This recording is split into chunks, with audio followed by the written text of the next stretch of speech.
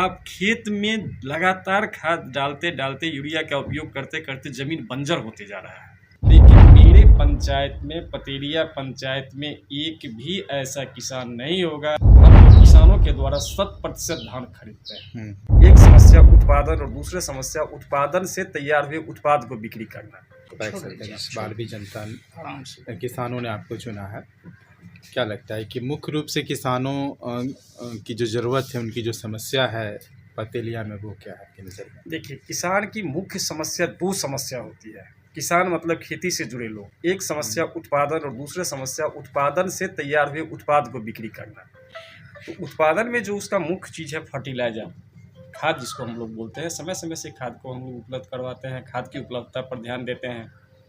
और दूसरा चीज़ उत्पाद, तो सरकार के द्वारा जो 2 चीज़ है अधिप्राप्ति का कार्य, एक धान और गेहूँ, समय से उसका हम लोग क्रय करते हैं। सरकार के द्वारा जो निर्धारित समर्थन मूल्य है, जिसको एमएसपी कहा जाता है, और एमएसपी हम लोग किसान को उपलब्ध करवाते हैं। बस यही 2 चीज़ है जिसको लेकर के हम दूसरी बार सत्ता में आए हैं। दूसरी बार फिर हम जनता के द्वारा चयनित होकर के आए हैं।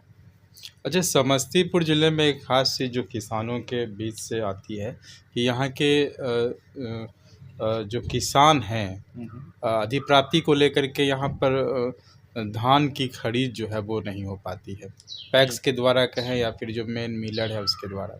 देखिए, धान सबसे ये पूछने से पहले ये जानना पड़ेगा ये प्रक्रिया क्या होती है। हम लोग किसानों के द्वारा 100% धान खरीदते हैं। और पंचायत की बात मैं नहीं कह सकता हूँ। मेरे पंचायत में अभी भी 2000 एमटी का मेरा गोदाम है, जो गोदाम धान से भरा हुआ है, जिसमें जनता के द्वारा जनता नहीं, किसान के द्वारा एकदम जूट के बोरे में लगाया हुआ धान, जिसके बोरा का अप्रॉक्स वजन 50 से 55 किलो 52 किलो के आसपास का है, जो गोदाम में भरा हुआ है। और जगह की बात मैं नहीं बता सकता हूँ, और जगह लोग क्या करते हैं और पंचायतों में क्या करते हैं। लेकिन मेरे पंचायत में, पतेरिया पंचायत में एक भी ऐसा किसान नहीं होगा जिसने मुझसे संपर्क किया होगा कि मुझे धान बेचना है। सरकार द्वारा जो निर्धारित समर्थन मूल्य है 23 रुपया 15 पैसा 25 पैसा 23 रुपया 25 पैसा प्रति केजी बेचना है, और उसका नहीं बिका हो, ऐसे मेरे पंचायत में एक भी उदाहरण नहीं होगा। या कोई ऐसा भी किसान नहीं होगा जो ये बता सकता है कि 23 रुपया 25 पैसा सरकारी रेट है और मैंने उसको 23 रुपया 24 पैसा दिया हो। ऐसा भी कोई किसान नहीं हो सकता है। और 100% किसानों का भुगतान हो चुका है। जितने बेचने वाले किसान थे सबका धान खरीदा चुका है। अच्छा, क्या लगता है कि मिलर की मनमानी रहती है धान को लेने में? देखिए, मिलर की कोई मनमानी नहीं होती है। मिलर की ये एक चैनल बना हुआ है, एक प्रोसीजर बना हुआ है। हम किसानों से धान खरीदे, किसान के द्वारा खरीदा हुआ धान हम मिलर को दिए, और मिलर से चावल तैयार लेकर के उसको फिर हम एसएफसी तक पहुंचाए। ये एक चैनल है। अपनी अपनी भूमिका है। किसान ये मतलब टैक्स अध्यक्ष का अपना कार्य क्षेत्र है, अपनी भूमिका है, मिलर की अपनी भूमिका है। अच्छा, क्या लगता है कि यहाँ पे मेन जो उपज है, जो मेन ये कहें मतलब उपज होती है, वो क्या है मुख्य रूप से? देखिए, मुख्य रूप से मुख्य उत्पाद यहाँ का गेहूँ है, धान है, सरसों है, और सब्जी की खेती भी बड़े पैमाने पर इस पंचायत में होती है, या फिर मैं कहा जाए मेरे विभूतिपुर क्षेत्र में होती है। अच्छा, खाद को लेकर के क्या स्थिति है यहाँ पर? खाद की क्या स्थिति है? देखिए, खाद को लेकर के लोगों में सबसे पहले जागरूकता फैलाने की स्थिति है, जागरूकता फैलाने की ज़रूरत है। किसान अभी भी परंपरागत तरीका से खाद का उपयोग करना चाहते हैं। जैसे पुराने समय से बना हुआ है, 5 किलो प्रति कट्ठा, 7 किलो प्रति कट्ठा डीएपी डाल देना है, यूरिया डाल देना है।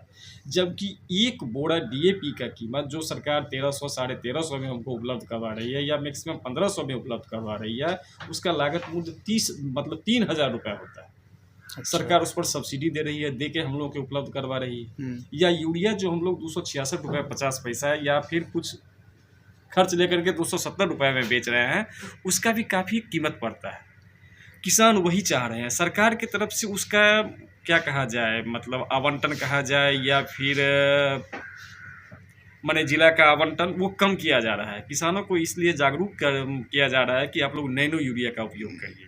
आप खेत में लगातार खाद डालते डालते, यूरिया का उपयोग करते करते ज़मीन बंजर होते जा रहा है। आप उसका उपयोग कम कीजिए, आप नैनो यूरिया से उसको स्प्रे कीजिए, नैनो डीएपी से आप उसको स्प्रे कीजिए, नैनो डीएपी से आप बीज उपचारित कीजिए। थोड़ा सा ये बदलने की आवश्यकता है। और खाद का आवंटन समय से जितना चाहिए लोगों की मांग के मुताबिक, उतना नहीं मिल पा रहा है। कारण ये नैनो है कारण कि इसकी यूज को बढ़ाया जाए, इसकी उपयोग को बढ़ावा देने का इसका रीजन ये है सरकार की तरफ से कि इसके उपयोग को आप लोग बढ़ावा दीजिए। तो किसान क्यों नहीं उपयोग में पीछे क्यों हट रहा है? देखिए, किसान उपयोग में पीछे हट रहे हैं, थोड़ा सा जागरूकता का अभाव है, जानकारी देने का अभाव है। इसके लिए किसान को जागरूक होना पड़ेगा, किसान को जानकारी देना पड़ेगा। आप भी किसान हैं, आपको क्या लगता है कि क्या समस्या क्या आती है आपको?